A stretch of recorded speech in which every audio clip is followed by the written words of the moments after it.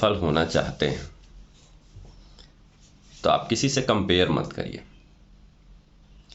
क्योंकि हर व्यक्ति की परिस्थिति अलग होती है, हर व्यक्ति के काम करने का तरीका अलग होता है, हर व्यक्ति का जज्बा अलग होता है और हर व्यक्ति का अपना एक सिस्टम होता है। आप अपनी क्षमता, अपनी ऊर्जा, अपनी परिस्थिति के अनुसार अपने आप को ढालिए और सफल होने के लिए कंपेयर करने की ज़रूरत नहीं होती है, क्योंकि शेर शेर होता है, कुत्ता कुत्ता होता है, कुत्ता कुत्ता होता है, हाथी हाथी होता है। यदि आप अपने आप को किसी से कंपेयर करने लगे तो आपका आधा समय, आधी ऊर्जा तो कंपेयर करने में ही चली जाती है। आपको मिलता क्या है? केवल कंपेयर कंपेयर कंपेयर। आखिर क्यों भाई कंपेयर क्यों? एक कहानी बताते हैं आप लोगों को। एक बार एक हाथी और एक कुत्ता एक साथ प्रेग्नेंट हुए और कुत्ता जो है 1 साल में लगभग 20-22 बच्चे दे दिए। हाथी को नहीं हुआ अभी। वो जाके हाथी के पास पहुंचा, कुत्ता बोला, आर यू प्रेग्नेंट? बोला यस। कहा कि देखो ऐसा है, तुम्हारा बच्चा जब चलेगा रोड पे तो रोड पे कोई रुकेगा नहीं, बल्कि टक्कर मार के लोग चले जाएंगे।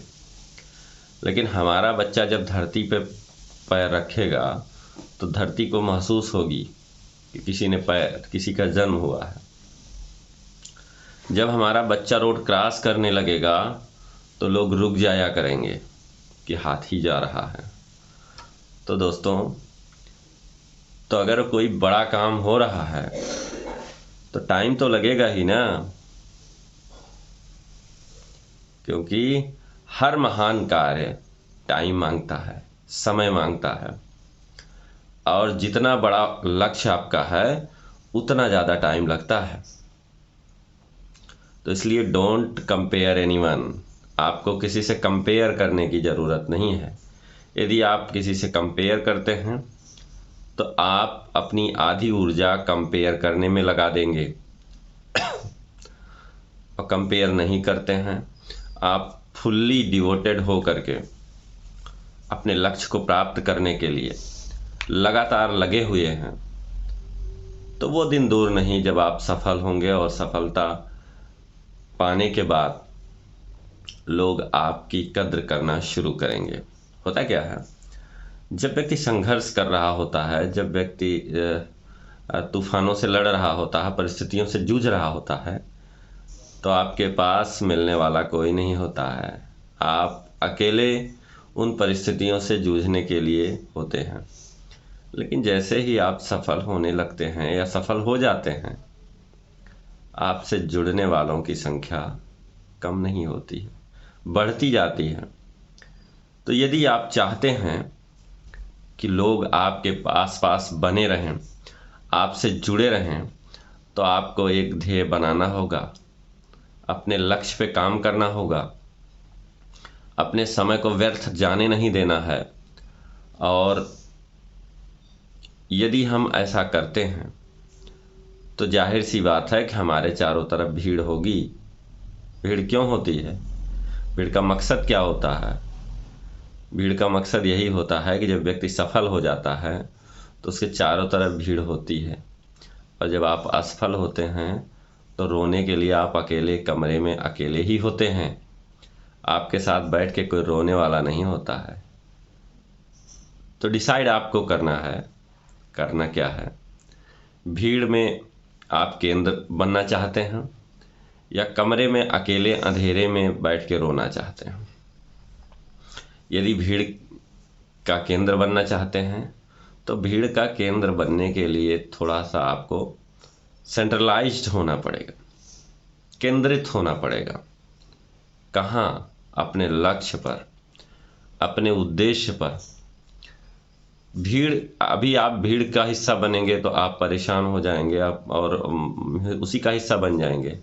लेकिन भीड़ का केंद्र अगर आपको बनना है तो केंद्र बनने के लिए बहुत मेहनत करनी होती है। ठीक है, तो यही सारी बातें हैं।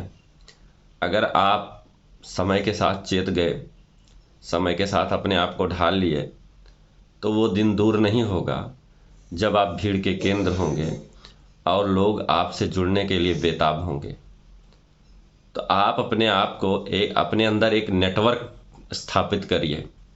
नेटवर्क स्थापित करने का मतलब यह है कि दो लोग हैं, जैसे एक व्यक्ति को देख करके लोग भागते रहते हैं और दूसरा व्यक्ति क्या होता है, उससे लोग चाहते हैं कि इससे जुड़ जाएं, जुड़ने का प्रयास करते हैं।